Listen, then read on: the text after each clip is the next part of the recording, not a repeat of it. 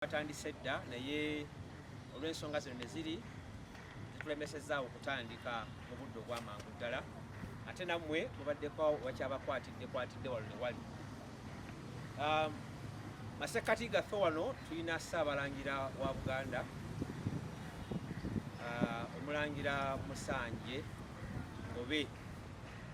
Ssaabalangira tukwaniriza era masekkati gaffe wano tulinawo bajjajja abakulu ab'emituba ku mukono gwa Ssaabalangira ogwa kkono Omulangira jjajjaffe Maganda omwana wa Ssekabaka Kikulwe Kaliiti ate ne jjajjaffe ow'omutuba omukulu gwa Gomotoka nga naye mwana wa Ssekabaka Kikulwe Kaliiti Ssekabaka we 21. Essiga ery'Obulangira siga kkulu yatwebwa Katonda okuba nti muvaamu abalangira omuva Ssaabasajja Kabaka. Agala okulamusa ku bantu ba Buganda mwenna. Ffe ng'ab'olulyo olulangira tuyise mu kusoomoozebwa kungi omwaka guno mwe mulina okuviibwako bajjajja abalangira abakulu b'emituba abalangira n'abambejja ab'enkizo mu lulyo wamu ne bajjajjaffe abataka abakulu ab'obusolya. Mu ngeri y'emu ekibbattaka kyeyongedde nnyo era mu embiri n'amasiro gaffe gatataaganyiziddwa nnyo wamu ne tusigazza Bugiro nti yatunze tojja kwesanga Musanje Golooba Suuna ffe tukola ki ffe twetunda naye ndowooza kyava ku bbanga Obwakabaka bwaffe bwaviirawo ekulaba ekusomozebwa nga kw'amaanyi okuteeka olukiiko olwo nga twatuddemu tulondoole ate ne bannaffe olaba abaakola olukujjukujju ne bakyusa ebyapa ebyo ne babiza mu mannya gaabwe. Naddala ekyo kisinza kubeera mu Bambejja kubanga bagenda ne bakyusa ebyapa ebyo ne bidda mu mannya gaabwe ate ettaka ne baligabira bannaava ne basaava. Naye kireese obuzibu. Kye kino kirugenda okusimbako essira omwaka 2025. Nkugambye Obwakabaka bwa Buganda bulina gavumenti ekulemberwa Ekitiibwa Katikkiro era ne baminisita nga nti minisita w'ebyobuwangwa n'ennono mwali kitegeeza nti Obwakabaka bwa Buganda babukoze eki bukiikiddwa bulungi kubanga oyo yavunaanyizibwa okulaba nti alondoola ebintu ebyo. Ku lukiiko nno kwali Oweekitiibwa Dr. Anthony Wamala.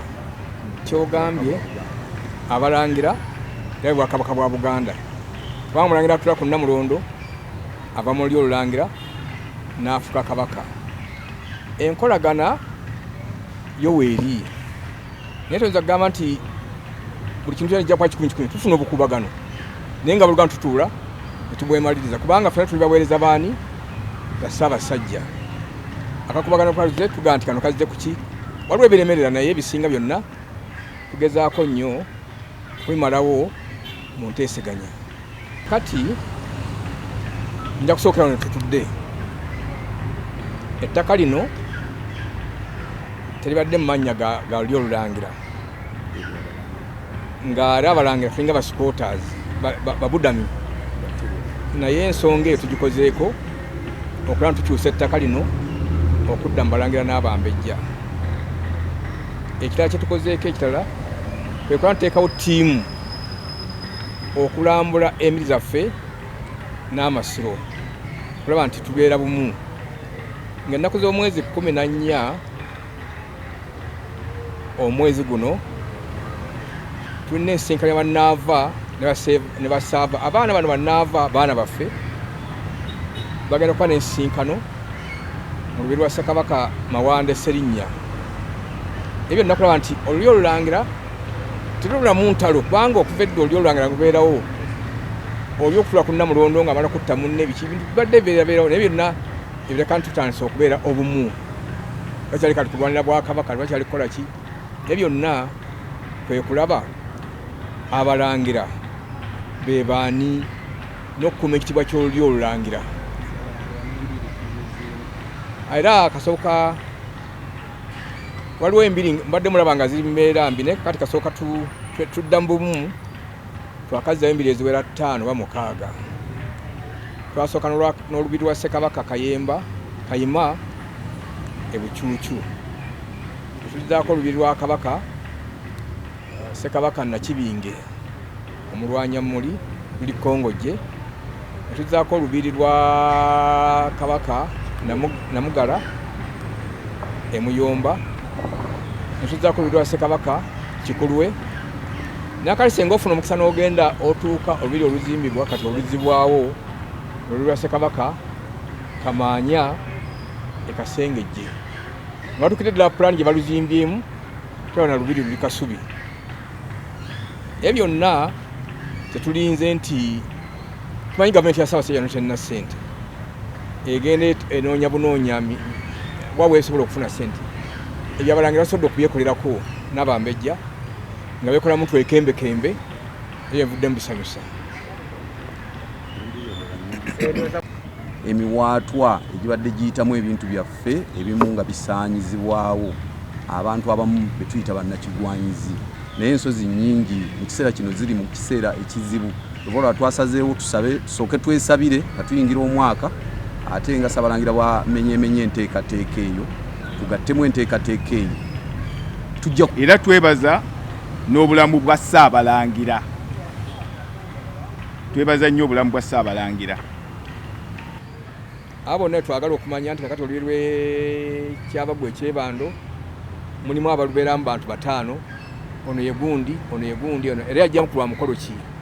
Naye kati kibadde kiri awo ayagala okunoonya obudamu nga yesonseka lubiri. Kyegenda okukolamu nga ttiimu okulaba nti buli muntu ali mu lubiri alina ensonga eyamuleetamu obuvunaanyizibwa bw'alina okukoleramu era ebuggwawo addeyo gye yava kubanga aliri simaka.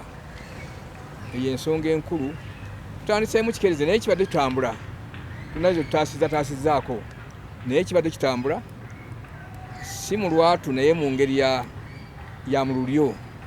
Kakati kigenda kutambula ddala mu tteeka. Omanye ekikulu kye twafuna nti amateeka n'obuyinza bwa Ssaabasajja. Edda ng'emisango egikwata ku ng'amasiro 2 n'ettaka ly'ebika nga Ssaabasajja asalawo ekyenkomerero.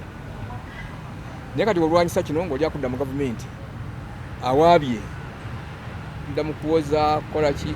Kakati twagala okulaba nti ffe ffennyini baga nannyini mu kufuya akwatawunya ne baganga talina mikwano naye nammwe wano omulimu gw'omuli wakati gwe mutukola mu lwaliro nammwe mutukwatiddeko era tujja kutambula nga ffenna okulaba ensonga gundi olubiri lw'egindi lufaanana lutya era mukozeewo mutya.